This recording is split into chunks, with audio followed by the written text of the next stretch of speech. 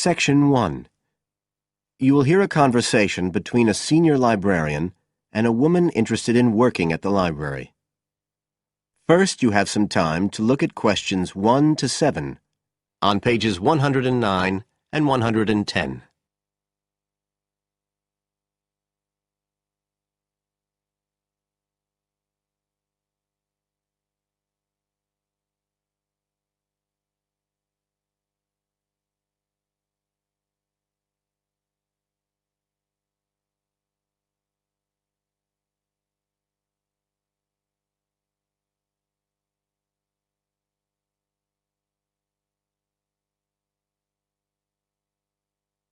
You will see that there is an example which has been done for you.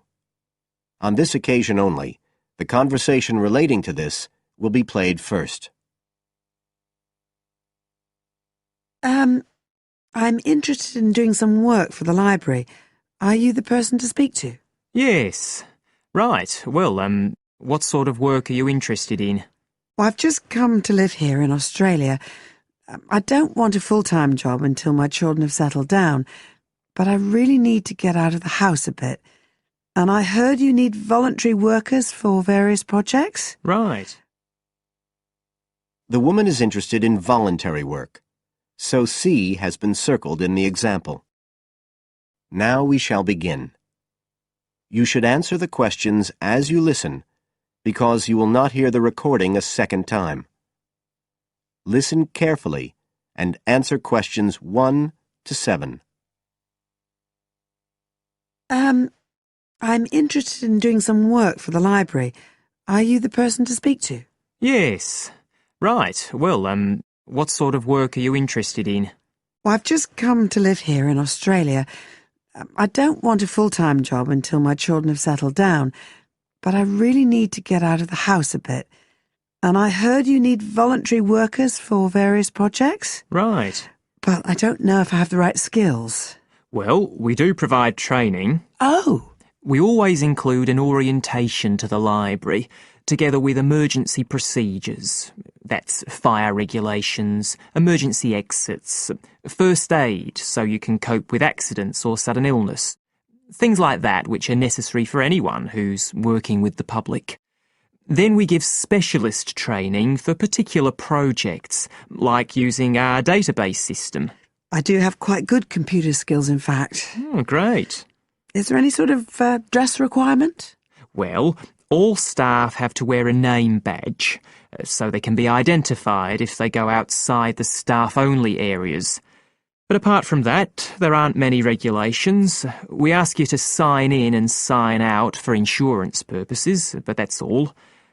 How about transport? Do you live locally? Well, not too far away. I'm at Porpoise Beach. My husband needs a car during the day, but it's only about 20 minutes on the bus. In fact, we can reimburse part of your travel expenses in that case. Oh! Would that be the same if I came by car? No, because parking is such a problem here. One thing we are looking for, though, is someone who can drive a minibus. No problem. So, do the projects involve going outside the library? Some, yes, but not all. We've just finished one which involved working with photographs taken of the area 50 or 100 years ago. It basically involved what we call encapsulation. Putting them in some sort of covers to keep them safe? Exactly. It's time-consuming work, and we were very grateful to have help with it. Then, sometime next year, we're hoping to begin working on an initiative involving the sorting and labelling of objects relating to local history. We'll be needing help with the cataloguing. Well, I'd definitely be interested. How about at present? Well, we have a small team who work to support those who are unable to read. Working with the blind? Yes, or other groups who have reading difficulties. We provide volunteers with equipment so that they can take books home with them and read them aloud onto CDs. We're gradually building up a collection that can be lent to those who need them. I can see it would be useful, but I'd really like to do some sort of work where I can get the chance to meet people. How about reading stories to children? That's done by our regular staff. But we do have another project. It's a very long-established scheme which involves helping those who are unable to have direct access to the library. Oh, I noticed someone with a trolley of books when I was at the hospital last week. That sort of thing. That would have been one of ours, yes. It's one of our most popular services. Lots of people who wouldn't dream of going to the library normally, or when they're at home, borrow a book when the trolley comes round the ward. I can imagine. Yes, I'd definitely be interested in that. Right, so how do I enrol? Well, we do ask all volunteers to commit themselves to a regular period each week. I could probably do 5 or 6 hours. Oh, be careful not to take on too much. But we do need someone for a couple of afternoons, from 2 to 4, so 4 hours altogether. That sounds fine. Before you hear the rest of the conversation, you have some time to look at questions 8 to 10.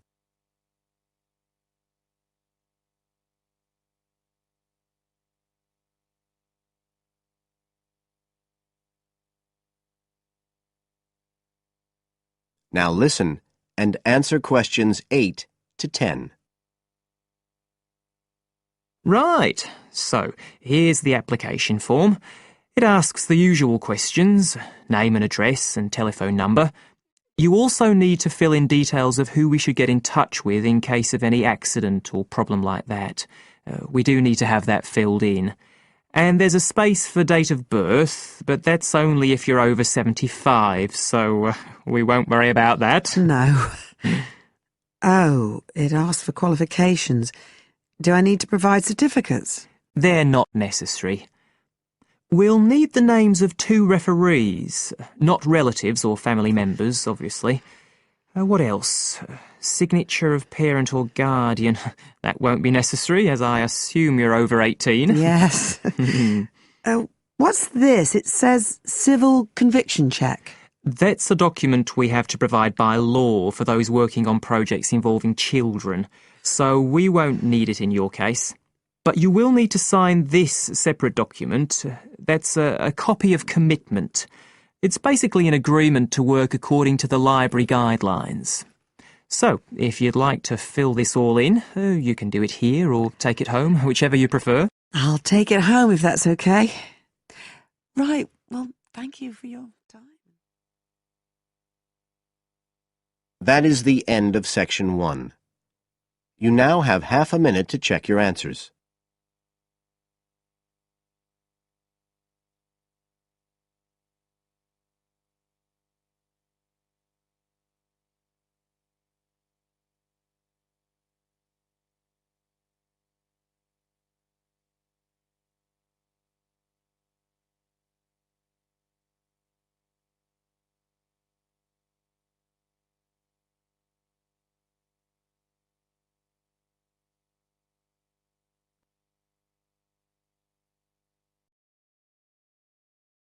Section 2. You will hear part of a local radio program about fighting air pollution in Canadian towns. First, you have some time to look at questions 11 to 14 on page 111.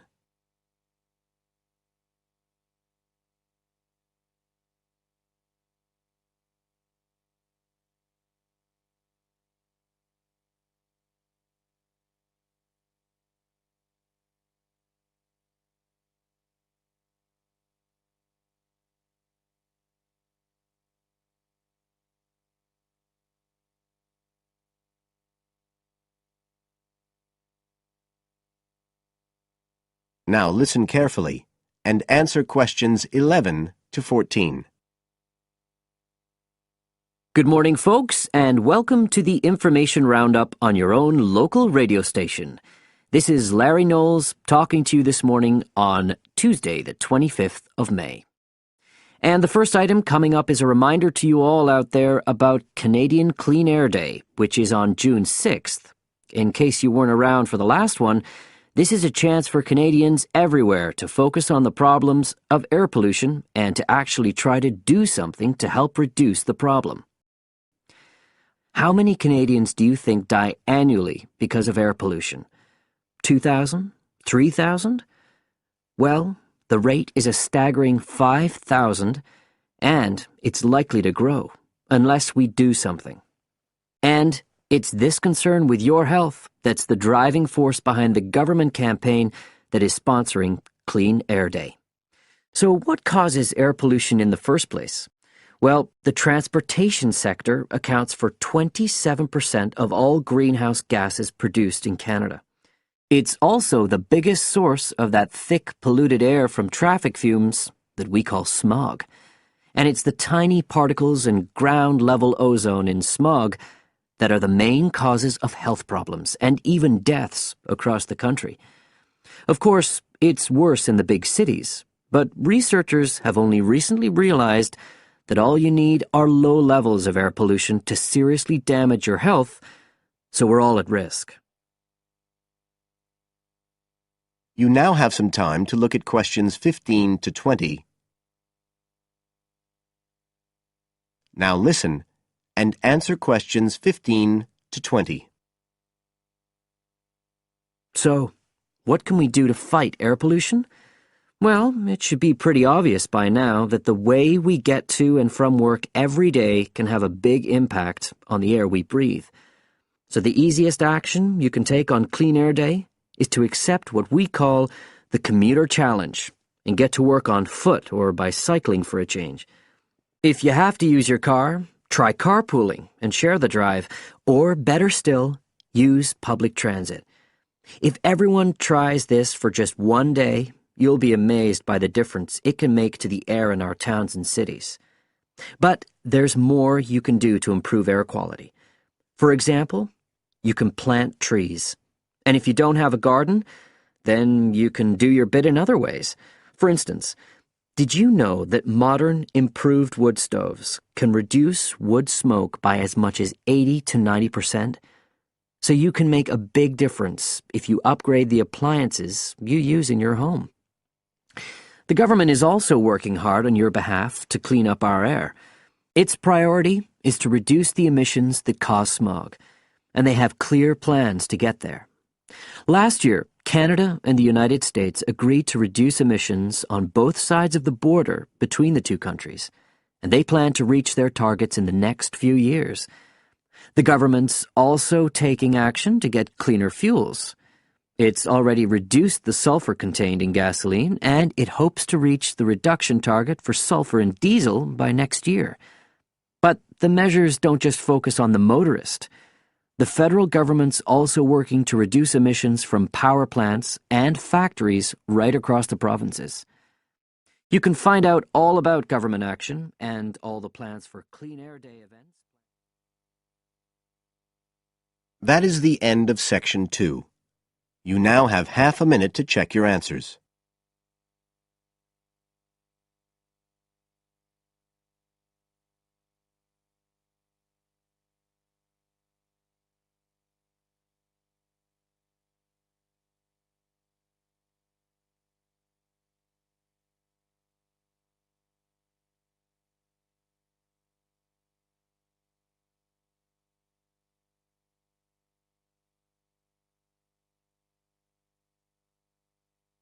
Now turn to Section 3 on page 112.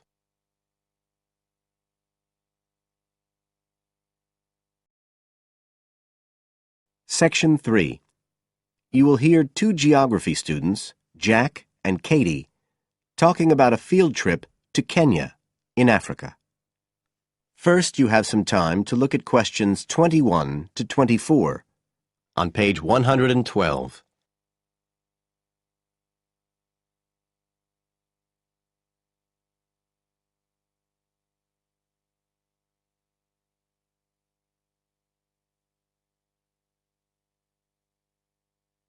Now listen carefully and answer questions 21 to 24. Katie, hi. Thanks for inviting me round. Oh, thanks for coming. I know you're up to your neck in finals revision, but I've got to make up my mind about next year's geography field trip, and I'd really like your advice. We've got to choose between an African trip and one in Europe. They've told us a bit about both trips in the lecture, but I really can't make up my mind, and I know you did the African one last year. That's right. So, where exactly did you go? I mean, I know it was in Kenya, in East Africa. Yes. Well, we were right up in the northwest of the country. It was beautiful. We stayed in a place called the Marich Pass Field Studies Centre. Right. Dr. Rowe said the accommodation was traditional African-style cottages. He had a special name for them. Bandas. Yes, they're fine. You have to share, 2 or 3 people together. They're pretty basic, but you have a mosquito net. They don't provide spray, though, so remember to take plenty with you. You'll need it. And there's no electricity in the field centre. You'll have hurricane lamps instead. They give a good light. It's no problem. What about places to study? Dr. Rowe said there was a library? Yes, but it's quite small. There's a lecture room as well, but most of us worked out in the open air. There are plenty of places outside, and it's so beautiful. You're right in the middle of the forest clearing. I gather it's a relatively unmodernized area. Definitely. They actually set up the centre there because it's on the boundaries of 2 distinct ecological zones. The mountains, where the people are mainly agriculturalists, and the semi-arid plains lower down, where they're semi-nomadic pastoralists. Before you hear the rest of the conversation, you have some time to look at questions 25.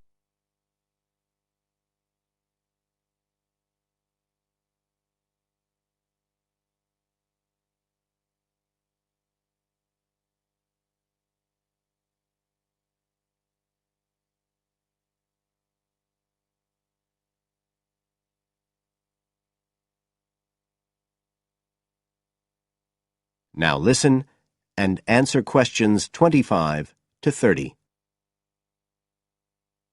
So, how much chance did you get to meet the local people there? Did you get the chance to do interviews? Yes, though we had to use local interpreters, but that was okay. Then we did field observation, of course, looking at environmental and cultural conditions, and morphological mapping. What's that? Oh, looking at the surface forms of the landscape, the slope elements and so on. What about specific projects? Yes. After the first 2 or 3 days, we spent most of our time on those. We could pretty well do what we wanted, although they all had to relate to issues concerned with development in some way. People did various things. Some were based on social and cultural topics, like the effect of education on the aspirations of young people, and some did more physical process-based studies, looking at things like soil erosion. My group actually looked at issues relating to water, things like sources such as rivers and wells, and quality and so on. It was a good project to work on, but a bit frustrating. We felt we needed a lot more time, really. Right. Dr. Rowe did say something about limiting project scope. Yes, he told us that too at the beginning, and I can see why now. What else? Well, we had some good trips out as part of the course. We went to a market town, a place called Sigur. That was to study distribution. And to look at agricultural production, we went to the Weiwei Valley. That's an important agricultural region. And what about animals? Did you have a chance to go to a national park? Sure. We did a trip on the last day, on the way back to the airport at Nairobi. But actually there was lots of wildlife at the field centre. Vervet monkeys and baboons and lizards. It does sound good. It was excellent, I'd say. In terms of logistics, it was very well run. But it was more than that. I mean, it's not the sort of place I'd ever have got to on my own. And it was a real eye-opener. It got me really interested in development issues and the way other people live. I did find it frustrating at the time that we couldn't get as far as we wanted on the project. But actually, I'm going to follow it up in my dissertation. So it's given me some ideas and data for that as well. So you'd say it was worth the extra money? Definitely. That is the end of Section 3. You now have half a minute to check your answers.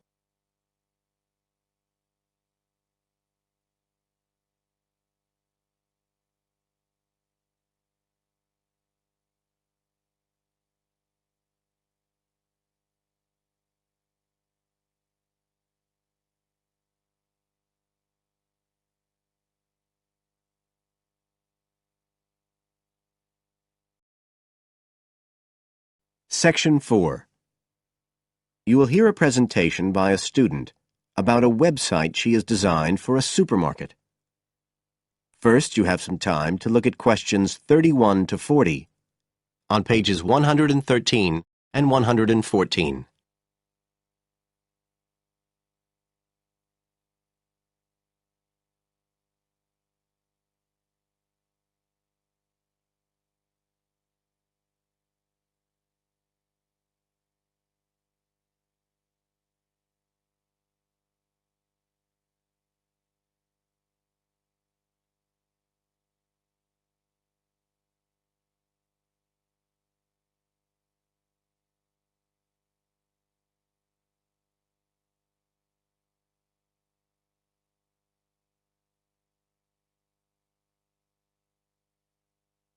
Now listen carefully and answer questions 31 to 40. For my website design project, I decided to approach SuperSave supermarkets because I have an evening job at the supermarket, so I already have a slight insight into their organisational goals and workings. The field research for my project was in 2 stages. First, I had an interview with Mr. Dunn, who is in charge of SuperSave's customer care department. I discussed the project with him in order to identify the supermarket's requirements. Mr. Dunn said customers are often unwilling to make a face-to-face complaint when they've experienced difficulties with a product or a member of staff or anything related to the supermarket. So he said a website which allowed members of the public to get in touch with the organisation and bring the problem to their attention in a private manner might be very useful, and we agreed that I'd work on this. For the second stage of my research, I devised a questionnaire to put to SuperSave customers. I needed to find out about the customers' experiences of problems together with their attitudes towards making complaints, both directly and indirectly. I used a mixture of closed questions, such as, have you ever experienced a problem at any SuperSave store? And open questions, such as, what would you find helpful about a customer complaint website? I decided to do interviews rather than rely on distribution of the questionnaire, as I felt this was likely to lead to a higher take-up rate. I visited 4 SuperSave stores, 2 in the city centre and 2 in the outskirts, and altogether I interviewed 101 respondents. Then finally, I analysed the results. I found the results of the questionnaires to be very informative. I found that out of the total number of customers investigated, 64% had at some stage encountered a problem in a SuperSave store. Out of these people, the vast majority said that they hadn't reported the problem to any member of staff. They just kept it to themselves. The next thing I tried to find out was why they hadn't complained. Well, about 25% of the people I interviewed said the reason was that they couldn't be bothered, and a slightly smaller percentage said that they didn't have enough time. But 55% said the reason was that they felt intimidated. I finally asked if they would be more likely to complain if they didn't have to do it face-to-face, and nearly everyone I asked said that they would, 95% to be exact. I then set about designing the website to meet these needs. Once I'd completed the website, I made another appointment with Mr. Dunn to find out what he thought of it. Mr. Dunn said he felt that the pages would benefit his organisation by giving customers a new way of expressing their complaints and by making it easier to collect complaints, identify specific places where service and customer care were not as good as they should be, and act upon them accordingly. SuperSave is already a highly customer-orientated organisation, and he thought our website would be an excellent addition to their customer care effort. This is all well and good, but there still remains the general problem with websites, that there's a lack of access to online computers. Surprisingly, in my survey, I found that 88% of those interviewed had access to the internet, which I felt was quite high. But this access wasn't always direct. For some people, it was through their children and grandchildren and neighbours and so on, rather than being readily available in their own homes. This could prove to be a major drawback to the site, but it is still better to have it now to get the edge over competitors, however slight, and in the very near future, it is expected that almost everyone will have direct access to the internet. Another thing to consider is that at the moment I can only base our conclusions on data gathered from a tiny fraction of the supermarket's customer base. In order to get a better idea of how the site is doing and to see how well I have met my objectives, the site will need to have been up and running for at least a few months. After this time, it'll be possible to see whether or not people are actually using the site and if it's helping to make improvements to their customer service. It would also be interesting to study the effect of the site on staff at the supermarket. Morale could be dented as more complaints come in. Staff may feel they are being unfairly criticised and that there is no need for another way for customers to complain. But also, the site could boost morale by making staff come together to overcome the constructive criticism, and they may gain more job satisfaction by knowing that they are making a difference to the customer. So, overall, I feel my website has met my objectives, but there is scope for improvement and expansion. Are there any questions? That is the end of Section 4. You now have half a minute to check your answers.